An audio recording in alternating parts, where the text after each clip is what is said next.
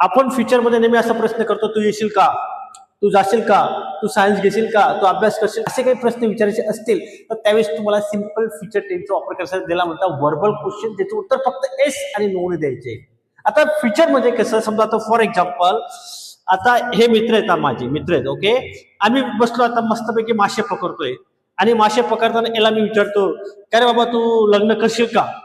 हा याला मी विचारतो, तू लग्न, सर्वांना विचार, तू लग्न करशील का. आला का नाही, तो म्हणे बघेल, करेल, है ना. जेव्हा तुम्हाला फ्युचरचे प्रश्न विचारायचे असतील तुम्हाला विल वापरायचं आहे. आणि समजा मला हे 10 वर्षानंतर या 20 वर्षानंतर आलेत आणि मला भेटले, आता हे दोघे नवरा बायको आहेत, ओके. आता मी याला विचारलं, बाबा कोण आहे, तुम्हाला बायको, तू लग्न केलं का. मी त्याला काय, तू लग्न केलं का. तर हा झाला सिंपल पास्ट टेन्सचं वाक्य की डीड वापरतात. डीड. जे काम तुम्हाला फ्युचर सांगायचं असेल त्यावेळेस तुम्हाला विल वापरायचं आहे. जसं आता एक वाक्य घेऊ, हा स्ट्रक्चर लक्षात ठेवा. विल घ्यायचे 1 नंबरला, ओके. मग सब्जेक्ट घ्यायचे, मग V1 घ्यायचे आणि ऑब्जेक्ट घ्यायचे. ज्याला कोणा सब्जेक्ट म्हणजे काय हे माहित नाही तर मी त्याला सिंपल प्रेझेंट टेन्स मध्ये सर्व डिटेल्स शिकवलेलं आहे. तर बघा याचा शेवट करेल एन, इन, नार, एल, इन, उ, का. हे ग्रॅमॅटिकल आहे, जास्त डोक्याला ताण द्यायचे, हे शेवट लक्षात ठेवायची काही गरज नाही. फक्त माइंड मध्ये लक्षात ठेवा, जे काम तुम्ही फ्युचर मध्ये करणार आहे ज्याचे उत्तर फक्त एस तो नाही येईल त्यावेळेस तुम्हाला विलने प्रश्न विचारायचे. जसं आता बघा, एक पहिले साधं वाक्य घेऊ, नंतर आपण वर्बल क्वेश्चन करू. जसं आता एक वाक्य घेईल मी, ती लग्न करेल.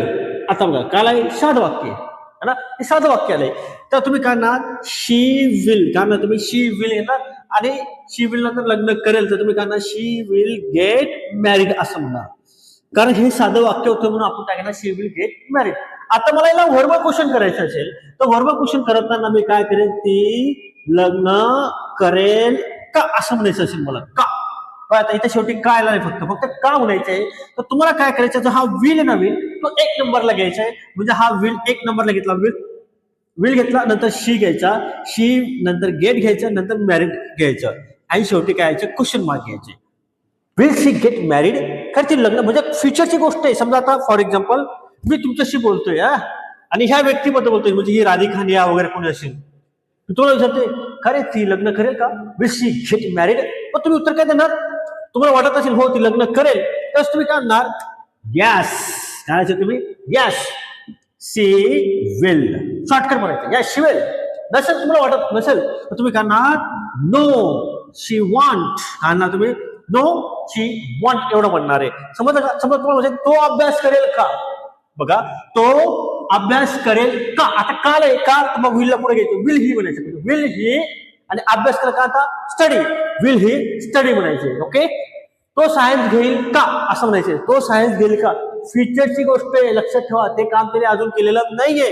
तर तुम्ही सुरुवातीला 1 नंबरला विल वापरायचे, म्हणजे काय, मग विल ही आणि सायन्स घेणार का म्हणता, टेक सायन्स म्हणायचे.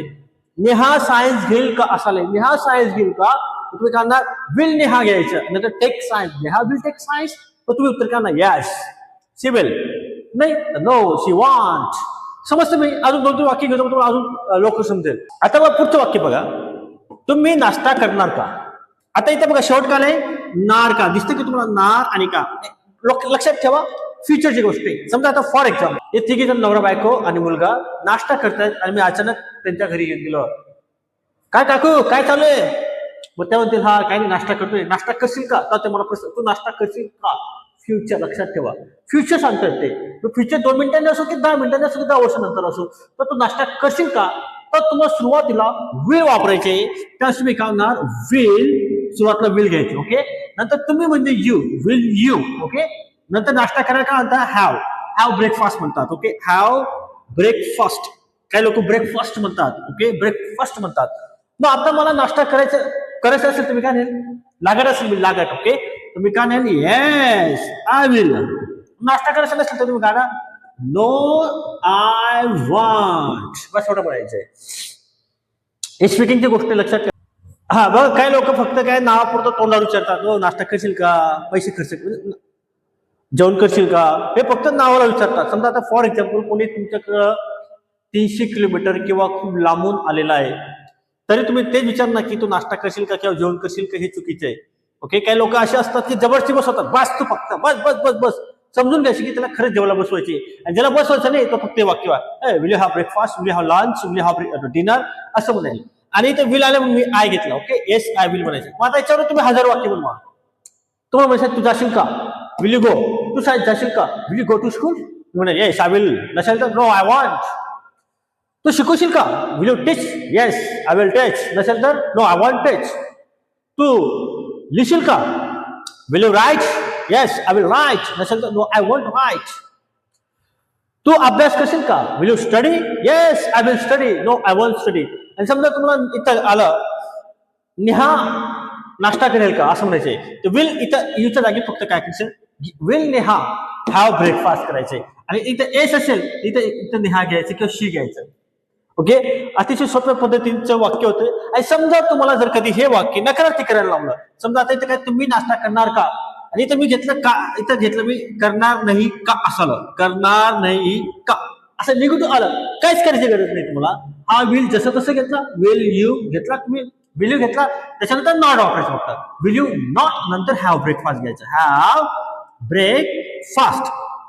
आणि शेवटी काय क्वेश्चन मार्क, याचे उत्तर एस नॉन लक्षात ठेवा. आणि समजा तुम्हाला विल आणि नॉट एकत्र बोलायचे तर तुम्हाला काय काय दोघांना एकत्र करायचे आणि तुम्हाला शॉर्टकट मध्ये बोलणार तुम्ही वॉन्ट यू, काय वॉन्ट यू हॅव ब्रेकफास्ट, बस एवढे म्हणायचे. ब्रेकफास्ट, ब्रेकफास्ट काय लोक म्हणतात. तू अभ्यास करणार नाही का असं म्हणायचे, विल यू नॉट स्टडी म्हणणार किंवा वॉन्ट यू स्टडी म्हणायचे. ओके, तू येणार नाही का, येणार नाही का, विल यू नॉट कम किंवा वॉन्ट यू कम. आणि तू येशील का असं म्हणायचं, येशील का फक्त विल यू कम म्हणायचं. आणि येणार नाही का फक्त नॉट वापरायचे किंवा वॉन्ट वापरायचं सुरुवातीला. ओके, तू सायन्स घेणार नाही का, will you not take science, तू किंवा वॉन्ट टू टेक सायन्स. तू भांडण करणार नाही का, विल यू नॉट क्वारल किंवा वॉन्ट यू क्वारल. म्हणजे काय, होकारार्थी वाक्य असेल तर फक्त विल यू ने सुरुवात करायची, आणि नकारार्थी असेल तर विल यू नॉट म्हणायचं किंवा विल शी नॉट म्हणा किंवा वॉन्ट म्हणायचे. मला वाटतं तुम्हाला अतिशय सोपा टॉपिक होता. जर तुम्हाला प्रश्न विचारायचे असतील तर ते नेहमी फ्युचर मध्ये विचारायचे.